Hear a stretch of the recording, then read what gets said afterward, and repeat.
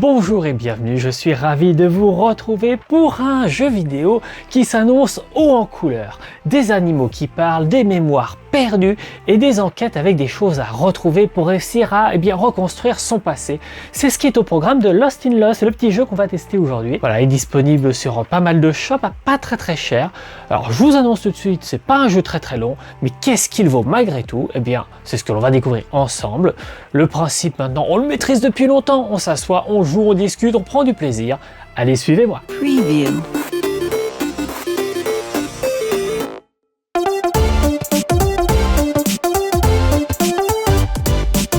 Lost in Lost, donc petit jeu, comme je vous le disais, regardez déjà graphiquement comme c'est mignon, c'est joli comme tout. Alors voilà, bon, c'est direct, je l'ai terminé. Il y a 5 affaires à résoudre, avec donc à chaque fois des personnages différents. Je ne vais pas vous en montrer trop, ce serait dommage. On va faire un de Sheldon Blaze. Donc au départ, le personnage, eh bien voilà, il ne sait plus qui il est, il ne sait plus ce qu'il fait là, il ne sait plus dans quel état il est finalement, le pauvre bonhomme. Et vous voyez, dans chaque affaire, eh bien, on va avoir 3, 4, 5, 6, 7, 8 pour Sheldon à faire.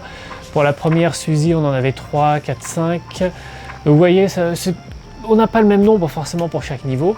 Donc voilà, il faut considérer donc 5 niveaux par dans l'aventure, tout simplement, pardon, j'y arrive plus.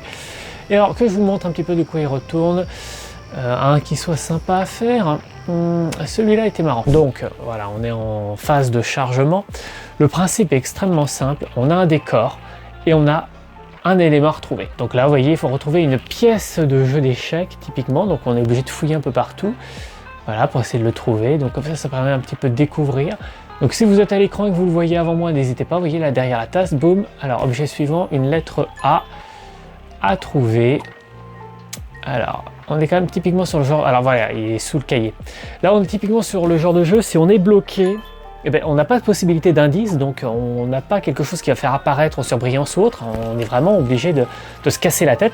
Et donc là, typiquement, si je viens à être bloqué, je changerai de niveau, parce que l'objectif n'est pas de faire une émission de 4h30 où pendant 3 heures on doit chercher un objet à l'image. Vous voyez, ça va être très chiant pour tout le monde très vite, on va pas... Donc là, on cherche un Joy-Con, le bleu, et là j'en vois un, mais est-ce que c'est lui? Non, là c'est le rose, donc vous voyez, ça marche pas.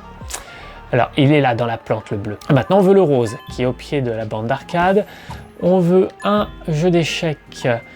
Où est-ce qu'il est, le jeu d'échecs? Il est caché là, vous voyez, on ne le voit pas trop parce qu'il y a la tête de l'ours qui bouge, mais quand il bouge, on voit l'objet là qui apparaît dans la bibliothèque. Donc, il y a vraiment des petites choses qui sont cachées. Et quand on cherche une tasse, par exemple, eh bien, elle va être tellement cachée qu'il n'y a que l'anse qui dépasse au milieu des fougères. Donc, vraiment être très observateur. Ce qui fait, de fait, c'est typiquement un jeu qui pourrait être parfaitement adapté à de jeunes enfants. Mais, il y a un mais, et je vous le réserve pour un peu plus tard. Donc là, on cherche un dé à multiface. Où est-ce qu'il est, ce dé? Il est là, derrière la poubelle. Voilà, on cherche une pièce de puzzle, elle est cachée là sur le poster, je l'avais vu. On cherche un Tamagotchi. Eh bien, regardez le Tamagotchi, vous voyez, typiquement, il est là, au coin de la table, derrière le pied de la table, et on voit juste un tout petit morceau de Tamagotchi et l'anse qui dépasse. Donc, on est vraiment parfois face à des choses qui sont un petit peu tordues. Enfin, ça... Il y a certains niveaux qui ont nécessité un petit peu de recherche, un petit peu de réflexion, donc c'est assez sympathique. Et ça se termine très vite, vous voyez, au bout de, je ne vais même pas compter, mais à peine une dizaine d'objets. Voilà, qu'est-ce qu'il nous dit Sheldon? Mes boules de gomme préférées. Voilà, il parle, et du coup, ça lui rappelle un souvenir qui nous amène à un autre lieu, et puis ça va nous ramener à un autre lieu, et ainsi de suite, jusqu'au moment où finalement il a eu tellement de souvenirs qu'il retrouve sa personnalité, il redevient normal. Et je ne vous le dis pas parce que je ne veux pas vous spoiler, mais à la fin, il y a un plot twist absolument énorme que moi je n'ai pas vu venir et qui m'a un petit peu cloué devant ma console en mode ah, vache, quand même, c'est pas mal pour un petit jeu comme ça de me sortir une fin pareille. J'étais un petit peu sur les fesses. Donc là, c'était intéressant que je fasse ce niveau. Pourquoi? Parce que ça nous met un mini-jeu. Alors, il y a un mini-jeu par niveau. Donc, on a 5 choses. Il y en a qui vont être assez simples, puisqu'il va falloir tout simplement recoller les morceaux entre eux d'une tasse de café pour retrouver le nom du café où on va se rendre. On a celui-là où en fait on a une bonbonnière et il faut réussir à assembler les bonbons. Alors il n'est pas facile à jouer en manette, par contre lui typiquement en écran tactile il était plus facile. Voilà, et j'y arrive pas. Je me sens bête. Et donc Bon, j'ai réussi avec l'écran tactile, hein, c'est un peu le problème de la Switch 2, c'est que j'utilise beaucoup au lit et peu sur écran. Le but va être d'assembler des bonbons pour en fait faire tomber le bout de papier. On va ouvrir le papier, ça va nous donner un indice sur le prochain lieu à visiter. En dehors de ce problème technique qui me gonfle là, parce que comment on fait mercredi, je me sens bête. Les musiques sont sympas, ça permet de moins s'énerver. Il y a 2 autres énigmes qui là par contre sont d'un niveau de difficulté sincèrement énorme, au point même que ça m'a fait revoir mon jugement concernant ce jeu, parce que quand j'y ai joué, je me suis dit super, je vais en parler parce que je l'aime bien, franchement, je trouve l'univers graphique mignon, je trouve les personnages bien animés. Bon, c'est pas non plus du grand art, enfin bon, le jeu est sympa, mais voilà, bon, ça peut aller très bien à des adultes pour des petites parties de jeu sympas où on se pose, voilà, on regarde son écran et puis on cherche les objets, c'est marrant. Ça peut du coup être aussi pour des plus jeunes enfants, donc c'est cool finalement. Et puis je suis tombé sur les énigmes, et alors là, je me suis dit, non, c'est pas pour les enfants. Pourquoi? Parce que l'énigme, déjà, il faut la lire, hein, mais il faut la comprendre. Et là, j'ai eu des grands moments de solitude. Je crois que c'est la 3e énigme où il faut réussir à retrouver le canal d'une chaîne de télévision, qui est en fait un canal caché, qui est un canal qui se fait avec 4 chiffres, et il faut jouer avec la couleur, il faut jouer avec le son, il faut le mettre au bon niveau, et les indices ne sont pas du tout, je trouve, pour le coup, innés. Non, c'est pas venu. J'ai dû passer au moins 3 ou 4 heures sur cette énigme à me tripatouiller les ménages, à passer sur un cahier, à écrire, à essayer de trouver des trucs sans rien trouver. Et c'est vraiment une des rares fois où j'ai triché, mais j'ai été voir sur internet une soluce. C'est pas un jeu qui est beaucoup joué, donc la soluce elle est en anglais. Mais non, mais là j'ai galéré. Alors si jamais chez vous, vous jouez à ce jeu, écoutez, n'hésitez pas, vous me le dites. Et puis, si vous réussissez à mieux gérer l'énigme que moi, vous me faites signe, ça m'intéresse, parce que moi j'ai été très mauvais. Donc là, j'ai arrêté l'énigme de la boule de gomme, parce que ça me saoule. J'y arrive pas, je sais pas pourquoi. Je n'arrive pas à caler les boules correctement. Donc on va faire le café avec une autre affaire, la première affaire qu'on a gérée. Donc on était dans un café, regardez comme c'est mignon, voilà.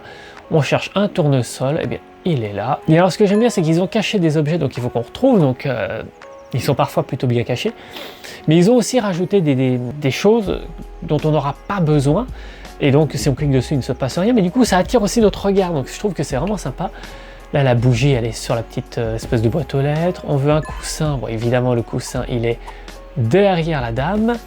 On veut une canette, elle est où la canette? On la voit qui dépasse de la poubelle, voilà. On veut un paquet de chips, alors pourquoi est-ce qu'il est là, on ne sait pas, mais il est en hauteur. J'ai vu des choses tout aussi originales au Japon. Pays de la propreté certes, mais pas que. La petite brique de lait, elle est là. Alors là, on veut un cahier. Où est-ce qu'il est ce cahier? Et là, on a un cartable, poubelle. Alors, il est où ce cahier? Est-ce qu'il est caché par la plante? Je n'ai pas l'impression. Ce serait pas ça? Non, c'est pas ça derrière la poubelle. Et parfois, on peut être amené à être face à une difficulté. Mais regardez, il est là-haut. Il est dans le store, c'est sournois, il dépasse là. Il est caché dans le store, il était là.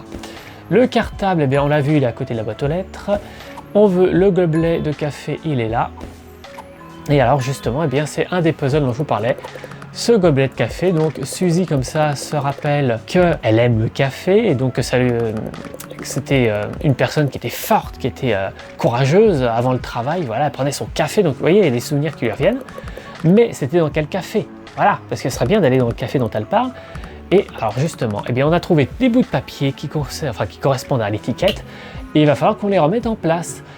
Alors, c'est ce qu'on va faire. On va commencer par ce bord-là. Regardez, ça va là. Parfait. Ensuite, ça doit aller en bas. Voilà.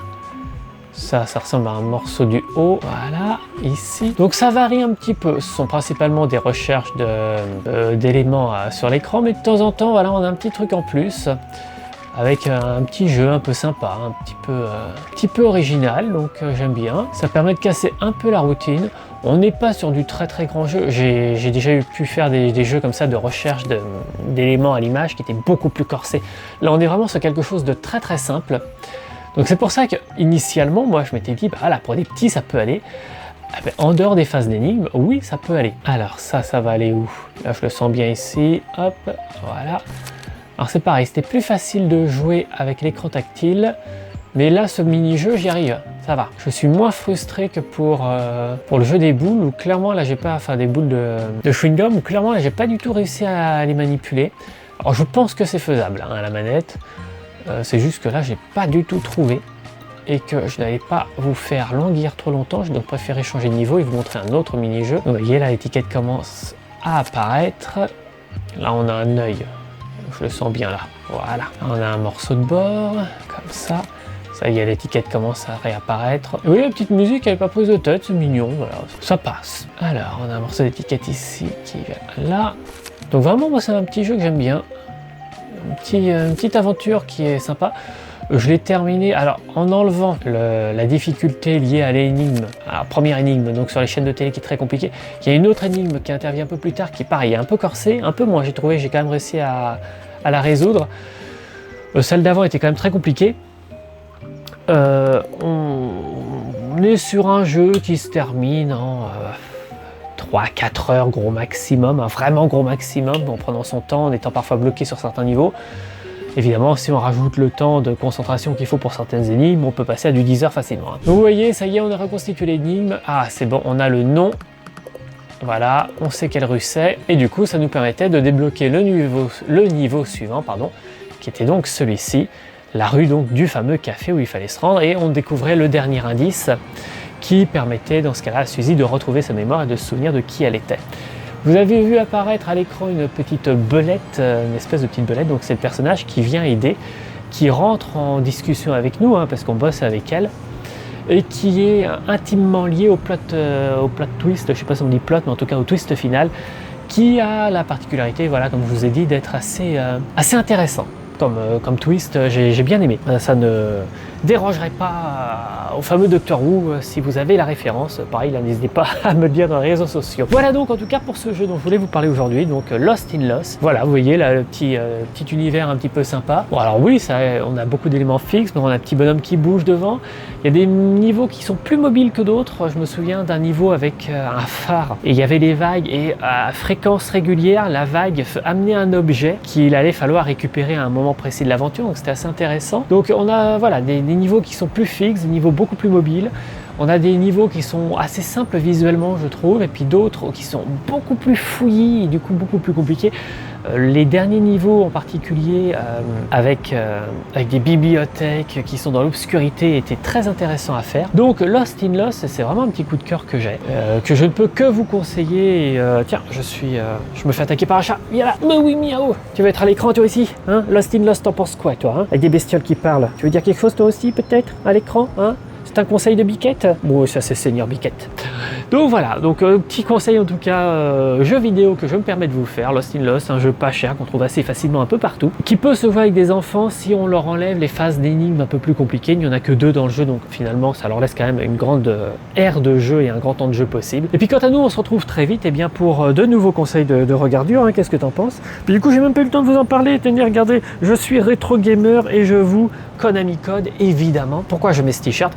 Parce que vous le savez, la presse française du jeu vidéo est parfois un peu mal en point. On a le cas de JV Magazine là qui s'est mis un petit peu en stand-by temporairement. Eh bien, Retro Gamer, donc est un excellent magazine dédié aux jeux vidéo, principalement donc de l'époque rétro évidemment, d'où le nom. C'est bien foutu, hein, ils ont bien pensé leur truc les gars.